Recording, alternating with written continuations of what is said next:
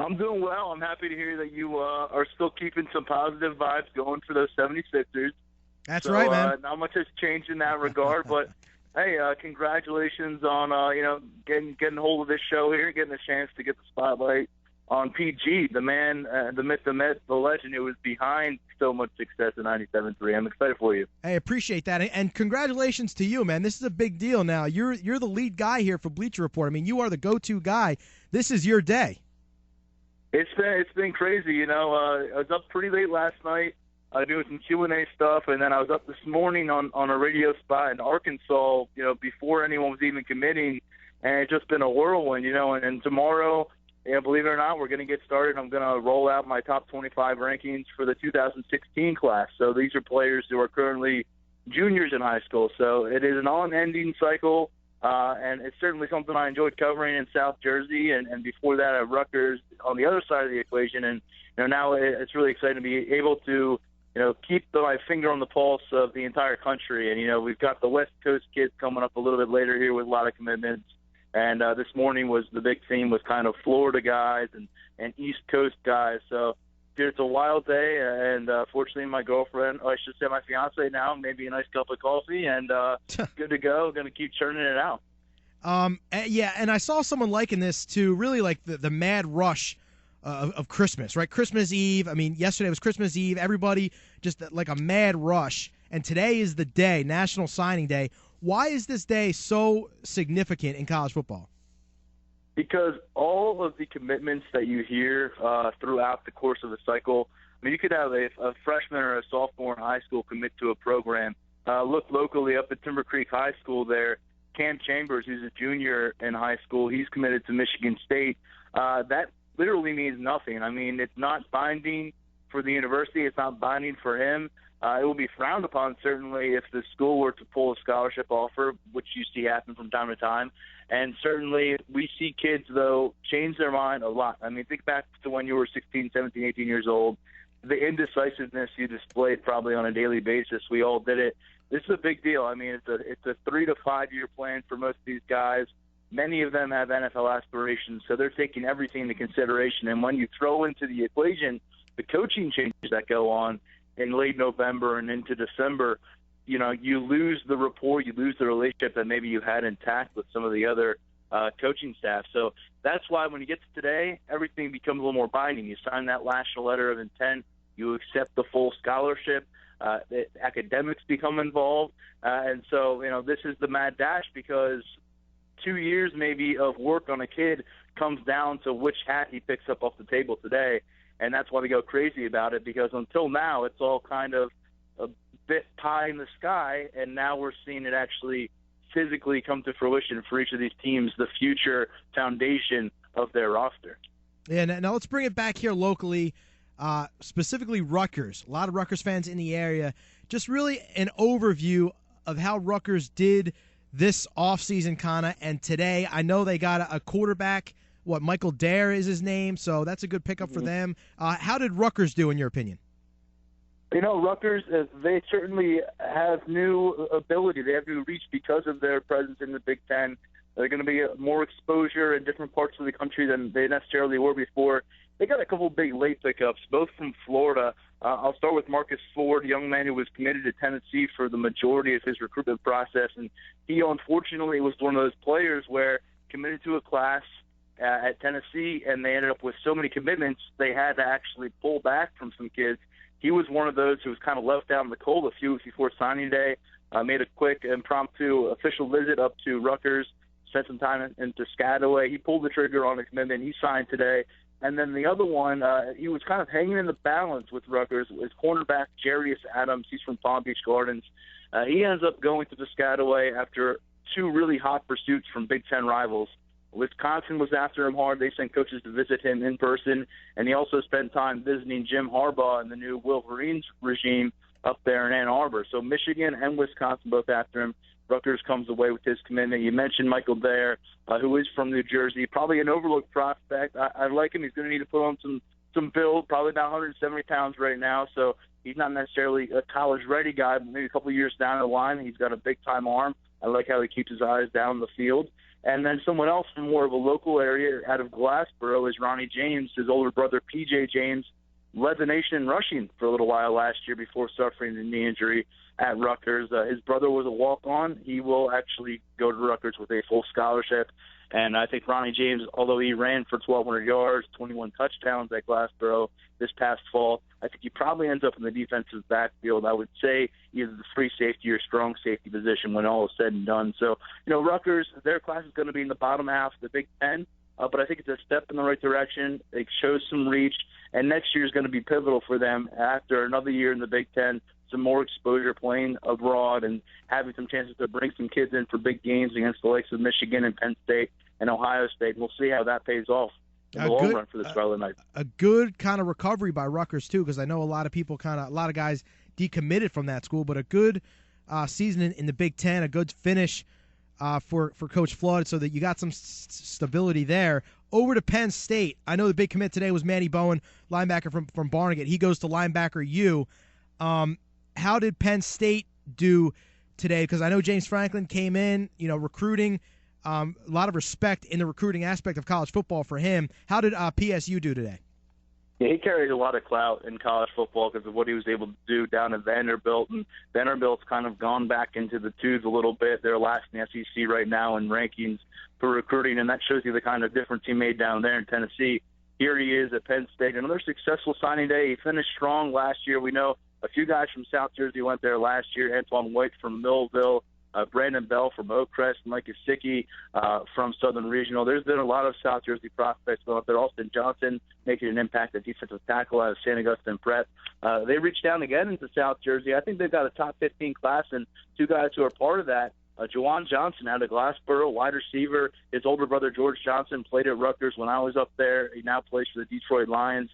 6'4" frame, 215 pounds. I watched him play against the All-Americans this summer out in Oregon at a Nike event. He showed up big time. I think he's going to make a difference for them. And also, out of Paul VI, Irvin Charles. He's another big-bodied, big-framed wide receiver. I think he ends up at tight end. I know that he told me he doesn't think that's the case. He thinks he's a wide receiver. He's too fast to play tight end. But, I think he could be a very dynamic tight end for Penn State. And then Manny Bowen, the linebacker from Barnegat, another South Jersey prospect heading up there, one of three Division I prospects out of Barnegat. Their quarterback, Sinjin Erskine, ends up at Bucknell. And then their offensive guard, Sam Madden, heads on down to Georgia. He'll be playing football in the SEC. So congratulations to Barnegat. That's a heck of a class to put out for a relatively new program. It really is. And joined by Tyler Donohue, Bleacher Report, recruiting analyst for Bleacher Report. Some Cape Atlantic League kids signing their letters of intent today. Millville, Raquel Armstead to Temple, Bridgeton, Nazir Williams to UConn, along with Trey Blackwell from Cedar Creek. How would you rank this class from the Cal with some of these guys going to Temple, UConn, and some other schools? I think Temple has managed to really, find a little niche in the area because we've seen them back-to-back classes now come down and get one of the top running backs. Last year getting Rob Ennett, or I should say this year getting Raquel Armstead from Millville, and then the year before they go down and get Hatsugami's leading rusher. So, I don't know where Armstead ultimately plays. I think his quickest pass to the field could become on the defensive backfield end.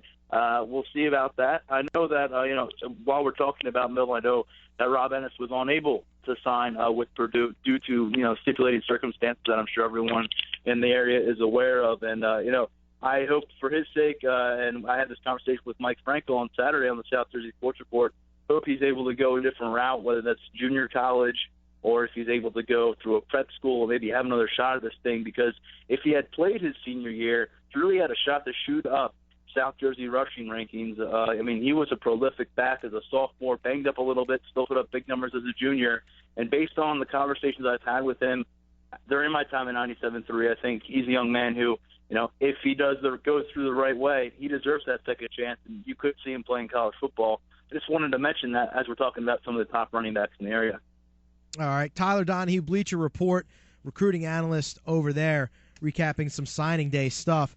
Some national stuff here. SEC, kid Byron Cowart signs with Auburn over Florida.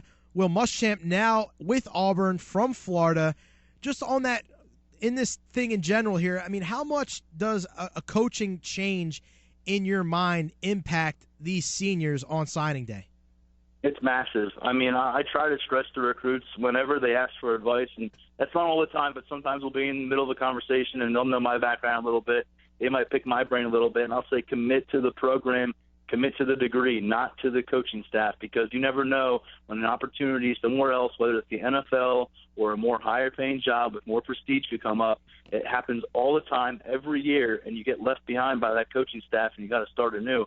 But I think it's still big. I mean, Will Muschamp, he started recruiting this kid, Byron Cowart, as you mentioned, a 5-star defensive end, way back when, probably a sophomore or freshman year out of Armwood High School in Cessna, Florida. Now he's in Auburn. He has the same defensive package he's bringing in, same philosophy. He has the strong relationship with Byron's family. And that wasn't the only young man who followed Muschamp to Auburn. Today they got Byron Cowart. They got Jeffrey Holland, a linebacker from Jacksonville. And it's really interesting to see how that works. Ryan Davis out of St. Petersburg, Florida, a speedster wide receiver who Florida had their sights set on. He ends up at Auburn, too. So I think when you're talking about coaching and especially the shift among assistants as well, it's a big deal, and it's really paid off for Auburn, while Florida has struggled down the stretch here. Talk about coaching. Jim Harbaugh now at Michigan.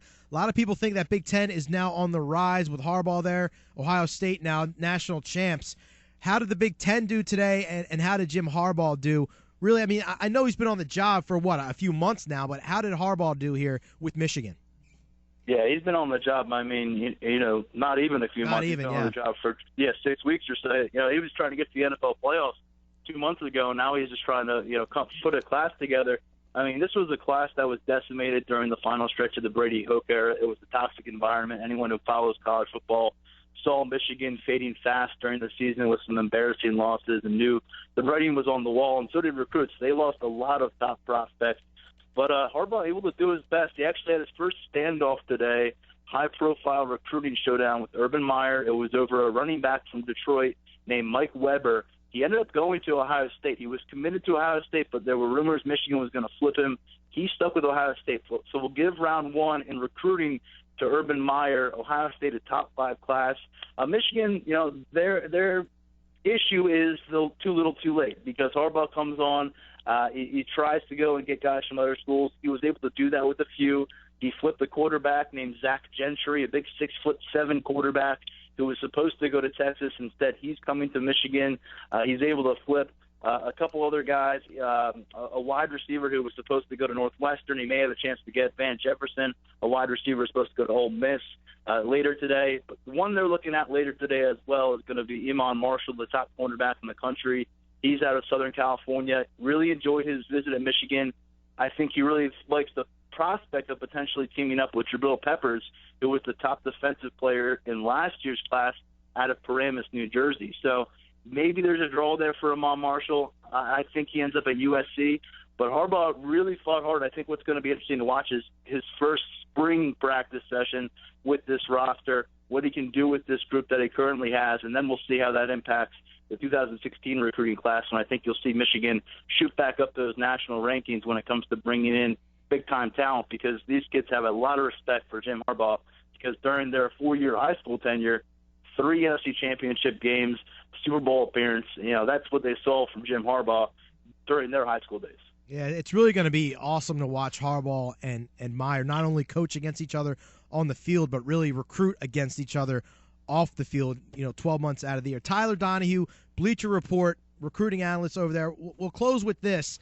Next year, Cape Atlantic League kids, I know Amir Mitchell, a junior now, is already one of the most highly sought-after wide receivers really across the country. I mean, this guy's got offers all over the place. How are you shaping up next season's recruiting class from kids in the Cape Atlantic League?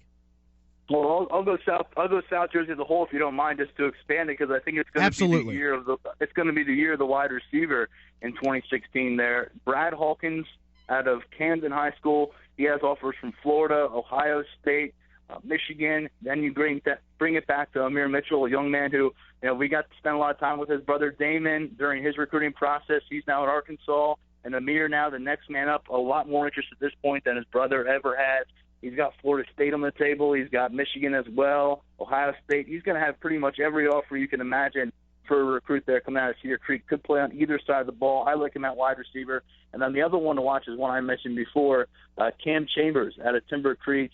He is a big-time target. I had a chance to watch him in person back in September for the first time, and he just really works off defenders. Big kid, and he's really well put together physically already. He's the biggest out of those three, and they're all different in their own ways. Brad Hawkins a little more small and shifty, but I'd say next year, South Jersey defensive backs, you better be ready because those three players highlight an impressive group of pass catchers coming out of the region. All right, Tyler Donohue, Bleacher Report, recruiting analyst over there. Tyler, man, can't thank you enough. Have a good one. Oh, my pleasure, man. Yeah, and enjoy your honeymoon coming up. I will. Down there, Bora Bora. I'll talk to you soon, man. All right, Tyler Donohue, there he goes, Bleacher Report. Really good work over there at Bleacher Report. Follow him on Twitter at TD's Take.